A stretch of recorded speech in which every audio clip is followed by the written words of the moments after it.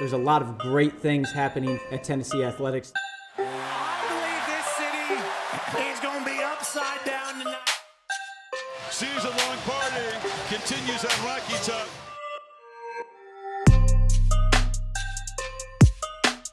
Welcome everyone to another episode of the Everything Orange podcast. Today we've got a 2023 SEC softball champion with us, and lucky for us, she decided to use her final year of eligibility and come back to Rocky Top in the Lady Vol softball team as a graduate outfielder. Last season, she led all Division I players with 25 home runs, which is also a Lady Vol single season program record. She helped lead the Lady Vols to their 2023 SEC regular season and championship titles, as well as their first Women's College World Series appearance in 8 years. Both on and off the field, she's won multiple accolades, including the 2023 Women's College World Series All-Tournament Team and the 2023 University of Tennessee Torchbearer Award. She was a member of the U.S. national team at the Canada Cup and the Japan All-Star Series. I mean, I could truly go on about her forever. So, without further ado, please welcome Kiki Malloy. Kiki Malloy, thanks so much for coming on the podcast and talking with me today. Yeah, thanks for having me. I'm super excited. So can you go ahead and just start us off by talking about where you grew up and your family in Washington? Yeah, so from Winville, Washington. My dad was raised in Tacoma, Washington, and my mom is from Missoula, Montana. And so we kind of have been in Washington since they both went to college at the University of Washington. And so I got 3 sisters, and we're a very athletic, competitive family, and we just go at it all the time. I love that. Your dad played football for Washington. Your mom ran track. How did they meet? So my mom's 2 years older, and Okay. apparently my dad was playing basketball. My mom was like, "Who's that?" So she kind of was like a little cougar. Sorry, Mom, if you watch this. But yeah, so she kind of sought him out, and then that was history. The rest was history. So then he got drafted, and he went to the Patriots first. Right. Then he bounced around to a couple of other teams. Can you talk about what it was like growing up and then having to travel when he got to different teams? Yeah. So it was kind of cool because half of the school year we would be wherever my dad was playing. So we'd be in Buffalo or we'd be in Atlanta. And then the other half of the school year, we'd go back to Washington. So I kind of got a different set of friends everywhere I went. And so it kind of allowed me to be comfortable being uncomfortable because I obviously had to be in different environments, but it was cool. And that went on until about 3rd grade. What was your favorite area that you got to halfway live in? I loved being in Atlanta. Okay. I think because I was older and I can remember being there, but we lived in a neighborhood. In Washington, we don't live in a neighborhood. So I was able to play with a bunch of kids. I could just step outside and see my friend across the street. So I loved being there. Growing up with 3 sisters, what was that like? Like I said earlier, very competitive. Whatever we did, if we were in the batting cages, I used to pitch when I was in high school. So I would pitch to my older sister, and doesn't even matter. We would just go out there and try to win at everything we do. Holidays are very interesting. It's very loud in my house. It's never really that quiet there, but it was a lot of fun. It was a lot of fun growing up with the sisters that I have. So you're second oldest. You have an older and 2 younger. Yep. How was that, having big sister, but also you got to have your little sisters too? Right. I think Amira, my older sister, she went to the University of Washington to play softball, but she was the one that kind of introduced me into softball. And then after that, it was kind of the other 2 just followed. But watching her play Little League, and then I was I want to do everything that Amira's doing. And luckily, I was able to play softball, T-ball when I was in Atlanta during the fall. And then I came back and I played T-ball in Washington. So that was really interesting. And then watching Tia play now, she's a senior in high school, about to go to Oklahoma. And then Brea, she's 11. She's a giant. She's a beast. And she's already hitting balls over the fence. But yeah, it's fun being a softball family. So did Amira kind of kick things off for you guys to just fall in love with the sport of softball? Yeah, definitely. Well, how does that make you guys bond as sisters, having that one commonality? Coming into college, she was the person that I would call when I was stressed out, or when I wasn't hitting well and I didn't necessarily want to talk to my mom or dad. She'd be the one that I'd be okay, tell me what you're thinking, tell me what you're seeing, and she would kind of talk me down off of like going kind of crazy and like over analyzing things. Sure. And for Tia, like, what are you most excited about with her, like, coming into college? Have you been able to, like, show her some of the ropes, like, you know, get her prepared for that next stage? I mean, obviously she's going to a great program, like, and I know Tia's going to be successful in whatever she does because she just has that personality. She's a little bit different than me in a way where, like, she's able to go into whatever situation she's in and, like, make friends immediately, and that's definitely going to help her in college, like, just being able to be a part of the team and already, like, form bonds so quickly. But she's a baller. Like, she's gonna be fine whatever she does. Where do you think your little sister's gonna go? She's got a couple options. Oh my gosh. Or she can do her own thing. She plays basketball too, so right now she's like, I think she wants to go to UCLA for softball. Oh, but fun. yeah, because that came from like watching Tia go on her little recruiting visits. But I think like she still wants to play basketball too, and she's like loves LSU because of their national championship. So she just wants to. She's young. Right. Well, also Maria Taylor, she was a dual athlete. She played basketball and volleyball. So who knows? Maybe she could do both wherever she ends up. We'll see. For your dad, how was he like influential in raising you guys too, and understanding like, you know, the college career and even the professional career in his own sport? How did he help you guys? Yeah, I mean, so my dad was drafted twice for baseball, so he kind of knew like about softball, obviously. And just having him go through college and knowing what it's like to be a college athlete, even having my mom and knowing like what it's like and all the time and preparation that you have to go through. Coming to college was a very easy transition for me in that aspect because my parents had kind of raised me in a way that I was going to be successful as soon as I came in. Yeah, I still miss them. Like when I still got homesick, but coming in and playing the sport, it was a lot easier having the parents that I had. I know how close you and all your family are. Did they make the trip out for the World Series with you guys? They did, and it was awesome having them there, especially not making it as far as we wanted to my previous 2 years, and then finally like making it to the World Series, like, and seeing them in the stands and just seeing them cheer for me and for our team. That was like a once-in-a-lifetime experience, but hopefully we'll do it again this year. Yeah, hopefully repeat.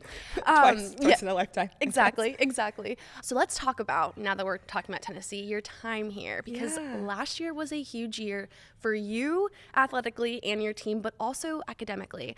Let's talk about you. You led the Division I in 25 home runs.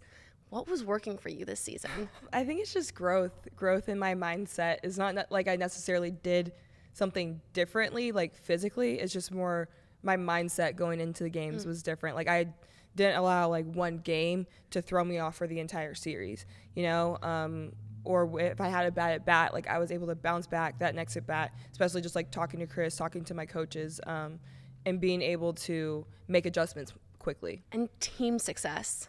Yeah. SEC regular season, SEC champs, made it all through the postseason to get you guys to the World Series. How fun was that ride? Oh my gosh, we had a great time. We just loved celebrating, and we crave it. Like we craved celebrating, and I think that's what really drove us to be successful, because it's like, okay, we were gonna do whatever we can to feel that feeling, especially like once we got the regular season and then we stepped into the tournament. It was nice that like we had that last series on our own home field to celebrate with our fans, but then once we got into the tournament, we're like, we want to feel that again. It's like addicting. Right. Yeah, exactly. And then like especially having some returners, like once we got into like the postseason, like got into regionals and super regionals, like we knew what it felt like to not have that celebrate. We knew what it felt like to hear those teams celebrating on our field. Like that's the worst experience. Like it's horrible.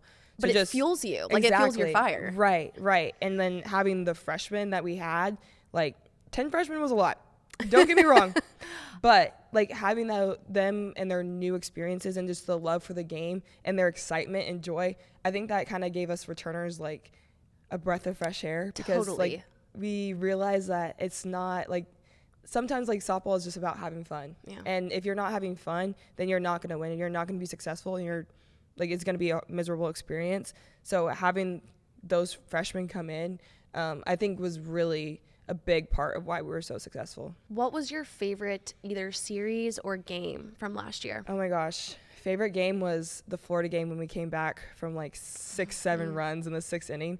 Huge. So huge. Because like you could see the fans were leaving like in the 5th inning when we were down, and I was like, bye guys. You're like, see ya. Yeah, and then once we hit that 6th inning and like everyone was just contributing, like everyone was doing their job. And I think that just brought together like what that team was about last season, because like we were going to do whatever it took to win, but it came from us all being together and doing it together. Like not one person won that game for us. It was the contribution from everyone. Let's talk about World Series. Okay. Getting there and traveling there to Yes. Oklahoma. Like, how exciting was that to finally like have one of your dreams probably in college come true? Yeah, I mean, I guess I'll start with regionals because Yeah. that's where like in my previous 2 years before that, like that's where we ended up short. So we knew coming into regionals, like doesn't matter, like we have to go out and play our best softball. Doesn't matter whatever we were ranked going into it. Like we had to come out and play our best softball because anything can happen in postseason. Like you've seen it, like doesn't matter what sport it is, like anything can happen in postseason. Totally, yeah. And we had like 2 teams had the top home run hitters. So like we knew like these teams were good. So we had to come in with the mindset like no mercy. Yeah. And we had that the entire season, but it was amplified during regionals. So then going through regionals, we won that. And then we knew Texas was a good team. We knew that they were going to come out, bring their best. So when we won that first game, we were like, okay, they might be a different team come Saturday. Yeah. And we came out Saturday, handled business, and getting to put that 8 World Series So appearances on fun. the wall, Yeah. like running around the field. That was, oh my gosh, that was electrifying. Just having all those fans there with us, celebrating with us, like they're part of our success too. It's not just the team. Like Right. they're part of our success too. And then, yeah, we got to go to the World Series and stepping on that field for the first time. I was really nervous. Luckily, we were playing Alabama, so like we each had familiarity with each other, but I was still like shaking in my boots, and you could see it in my first at bat because I was like whiffing at balls, and I was like, okay, Kiki, let's not make this. Yeah. You're like, let's settle in. Exactly. Yeah, Let's calm not nerves. make this the whole entire World Series, please. But yeah, I think everyone had a little bit of nerves because we've never played on that stage before. Right. So. It's a huge moment for all of you guys. Right. So just having that, it was electrifying. And how cool was it to see like the women's sports community show up? Because obviously like Oklahoma's a huge softball state. You played against Oklahoma State and Oklahoma. So how cool was it just to see the fans packed in for that venue? Luckily, we had a little bit of that experience at home because like people started selling out our stadium, started selling out Sherry Parker Lee. So we kind of got to experience that a little bit, but I think it just amplified like my belief that women's sports is just as good as men's sports. Is 100%. just as, Important. yeah, exactly. Just as Yeah. important, just as entertaining as men's sports. Yeah. And I think you can see it with like everyone that tuned in to the World Series, like for the past couple of years, like it's been going up Yeah. and up and up. Yeah. So just knowing that, and hopefully like we can use that to build professional women's sports. Did you see the volleyball like big Yeah. Oh my gosh. in the football stadium moment that they had with Nebraska? That was crazy. I was like, let's put a softball field on at Galen. I was like, where's Yeah, that? yeah. But no, that was amazing. Like, and I don't think I've ever thought as a woman like that could happen. But then seeing it, I'm like, yeah, like why not? Why aren't we doing more of like, this? why not? Right. And I want to see more people like pack TBA when we have like the women's basketball playing there, or like volleyball's playing right now. Like we have the capacity to do it, but people need to show up. 100%. Let's talk about your academic career as well. Yeah. You were awarded the 2023 Torchbearer Award. You were the 29th student athlete to receive it and the only softball player ever to receive it. For those who don't know, can you Yeah. break down what the Torchbearer Award is? Yeah, so it's the highest academic honor like for all students at the University of Tennessee, all undergrad. So just kind of having that experience, it's kind of like, okay, what do you do outside of the classroom, also in the classroom? And then for me, it was like, okay, what do I do outside of my sport? And I think just being awarded the Torchbearer just kind of showed that like I'm more than my sport and I do more than my sport. And I think sometimes being a collegiate athlete, people get stuck in like, okay, what am I going to do once I graduate and I don't have my sport anymore? Yeah. And being in this position while still in college and still playing my sport kind of gives me peace of mind that I'm going to be okay once I'm done playing softball. For any freshman or just student athlete in general, what advice do you have in trying to find a balance between academics and athletics? I think in college you have a lot of moments where you have free time, but you also don't really have a lot of free time. Like coming out of high school, like college, it's a lot looser. You get to pick your schedules. You get to pick what time you go to class. I mean, obviously being a student athlete, it's hard because like they're going to tell you when practice is and you kind of have to formulate your academic schedule around that. But it's knowing how to use your free time wisely to where, you know, you get a good amount of sleep, but you're also studying. So like if you have an hour between, you know, class and practice, like maybe studying then. Or if you, like for us, like right now we're in individuals, like if I have 2 hours in between my individual sessions, like studying for whatever or doing my homework then, because like once I get home at like 7 p.m., like, you know, you want to unwind and rest. So just knowing how to use your free time wisely. Coming back and using your 5th year of eligibility, what went into that decision? To be honest, not a lot. Like I knew as soon as COVID happened, like I'm going to be playing 5th year or 5 years.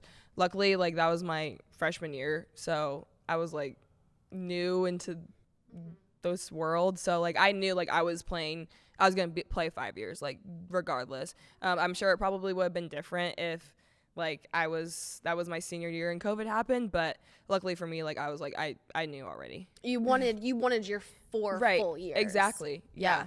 And especially after the season that you guys had last year, it's like, why wouldn't you want to come back? Yeah. And I think just knowing like these girls and this team, like why wouldn't I? Like I feel like I have a lot of regrets knowing that I could have played or I had the opportunity to play another year and I didn't. And COVID sucked, but luckily I'm getting my master's degree out of it. Like I would have never been able to say that if I had a typical 4-year experience without COVID. Okay, so now we're going to get into the fun part. Okay. We talked a little bit off camera about how you like to read romance novels, which just made my heart so happy because I love to read. Like, I'm a grandmother during the week. I go to work, I come home, I get my book, and I go to bed before 10 o'clock. So I brought my Colleen Hoover books. Okay. And let's talk about them because I want to hear your thoughts if you've read them. Okay. And maybe a little game. Let's do date, marry, breakup with top 3 books. Well, I guess the breakup isn't really like a top 3, but you know what I'm saying. You get what I'm saying. Yeah. Okay. Go for it. So it ends with us. This was a good one. This one made me cry.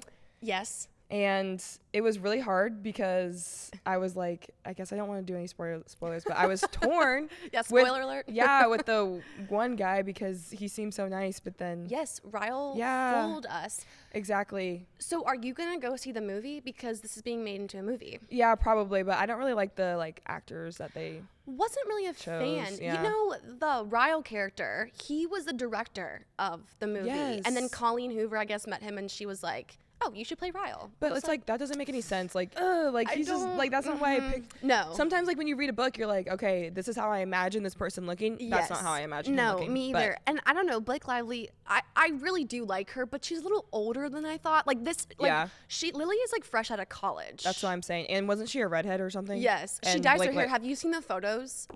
I'm not a fan. There's like, you know, leaked photos of like them on set. I don't like it. And it's hard because like I love Blake Lively, but I just don't think that this is it. But I'll go see it. Yeah, I will too. That's okay. Okay, next. It starts with us. I didn't read this because I heard it wasn't that good, but was it good? Okay, I think it was overhyped. So I went into it being like, oh my gosh, it's going to be so good. Yeah. And then I was let down. So whatever. So that's why I didn't read that one. Yeah, okay. Ugly Love.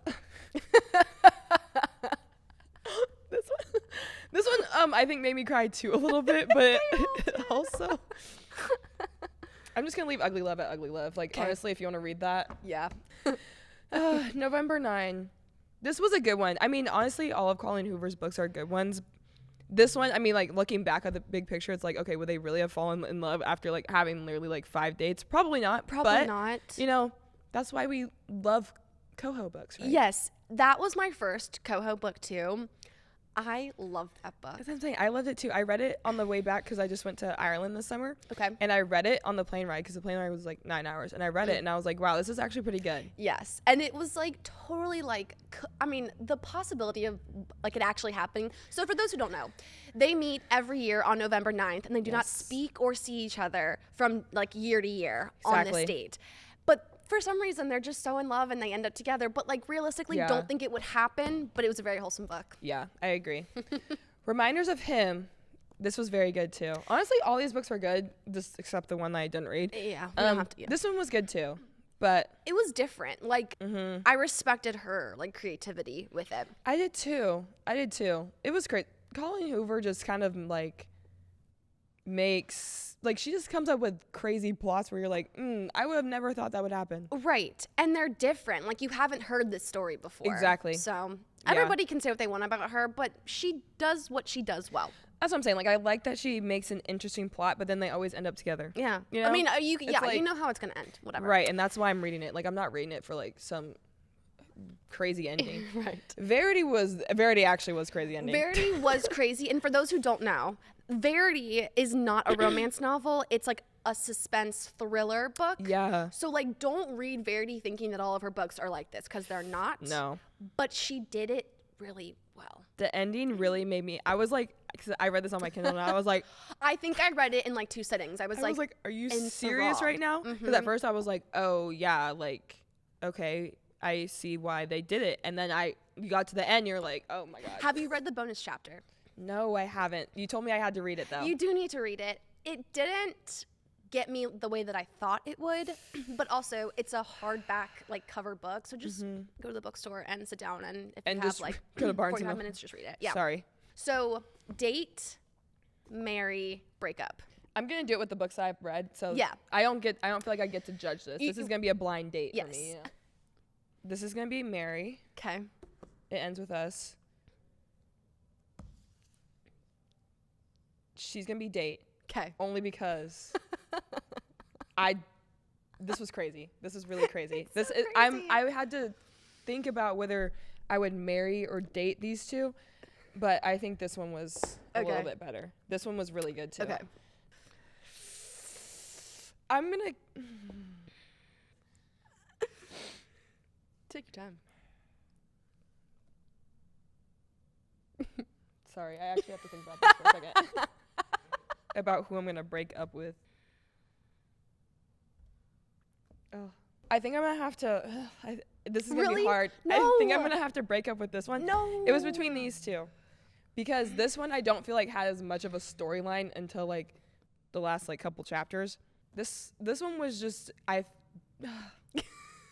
See, now you got me thinking. Like I don't know. I know it's all I'm not coming breaking up with back. that one now. Okay. This is my breakup one. Sorry. Tough. November 9. She was still really good, and it was a hard breakup. I cried a lot. Didn't get over you for a minute, but I'm breaking up with you. Sorry.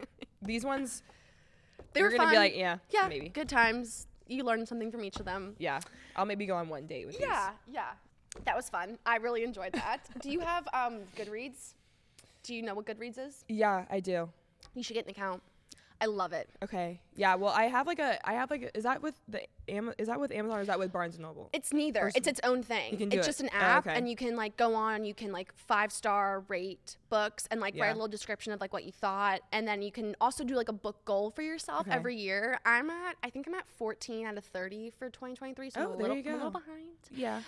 But it's really fun, and like I have like friends on there that like will Okay. say like what books they want to read or like Yeah. their rating of books. So it's fun. I like it, but you should get it. Well, I have a little Kindle and I have like the Amazon Unlimited books or whatever. Okay, so with the Kindle too, you can also like highlight different like paragraphs or like parts that were really Yeah. good, and you can save it to your Goodreads Okay. account. So like it does work with Goodreads. Cool. So you should get it. Okay. So for my last question, Kiki, before Yes. I let you go, Okay. I have to ask you: when you sing Rocky Top, do you woo? I feel like you have to. If you don't, like, are you really like part of the Tennessee culture? You know? So fair. That's all you have to say. Exactly. Yeah, I heard someone else on this podcast doesn't. But, Yeah, I wonder who that could be. yeah. Anyways, well, thank you so much for coming on and talking with me. This was so much fun. Yeah, I had a good time. Thanks for having me. Thanks so much for listening to this episode of Everything Orange. As always, be sure to follow us on all of our Vol Sports platforms so you don't miss a single update. But before we go, here's a look at Tennessee, which I will not even attempt to do in 20 seconds, so just buckle in. Tonight, soccer hosts Radford at 7 p.m. in Regal Soccer Stadium. Tomorrow, men's golf kicks off their Visit Knoxville Collegiate that will go through Sunday at the Tennessee National Golf Club. Volleyball will take on Loyola Chicago in the Windy City at 7 p.m., which, really quick, I have to hype up volleyball because they had a huge week on the road. They jumped from number 24 to number 18 in the polls after their wins against San Diego and Boston College, and then taking the number 1 team in the country to 5 sets and falling short by literally only 2 points in the end. Okay, I'm done with my rant, but you guys get the point. Volleyball is on the rise right now. On Saturday, we have a super exciting day in Knoxville as the Volunteers face off against Austin Peay at 5 p.m. for their home opener in Neyland Stadium. On Sunday, soccer heads south to compete against Florida Atlantic University at 1 p.m., while volleyball stays up north to take on Marquette at 2 p.m. On Monday, women's golf travels to Charleston, South Carolina for their 2-day Cougar Classic. And lastly, men's tennis kicks off a week of tournaments in Illinois and North Carolina. Well, that's a wrap on Rocky Top. Tune in next Thursday for another episode of Everything Orange. Bye, y'all.